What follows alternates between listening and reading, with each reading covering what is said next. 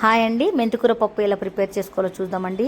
ముందుగా pressure cooker తీసుకొని ఒక కప్పు నిండా కందిపప్పు నీట్గా వాష్ చేసిన తర్వాత పసుపు, ధనియాల పొడి, కారము, పచ్చిమిర్చి, 3 టమాటాలు, కొంచెం చింతపండు వేసుకొని ముందుగా నీట్గా కడిగి పెట్టుకున్న మెంతికూరను యాడ్ చేసుకొని ఆకు మునిగేదాకా వాటర్ పోసి 3 విజిల్ వచ్చేదాకా గ్యాస్ మీద పెట్టుకోవాలండి.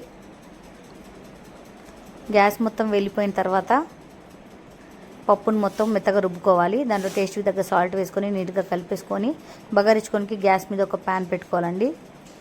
ప్యాన్ హీట్ అయిన తర్వాత ఆయిల్ వేసుకోవాలండి. ఆయిల్ హీట్ అయిన తర్వాత ఆవాలు, జీలకర్ర, ఎండుమిర్చి, ఒక పెద్ద ఉల్లిగడ్డ వేసేసుకొని బ్రౌన్ అయిన తర్వాత ఎల్లిగడ్డ వేసుకోవాలండి. అందులోనే కరివేపాకు వేసేసుకొని నీట్గా కలిపేసి పప్పులు వేసేయాలండి. పప్పు కొద్దిసేపు మసలేదాకా పెట్టుకోవాలండి గ్యాస్ మీదనే. అంతే, ఎంతో టేస్టీగా ఉన్న మెంతికూర పప్పు రెడీ. నా రెసిపీ నచ్చినట్లయితే లైక్, షేర్, కామెంట్ చేయండి. బాయ్.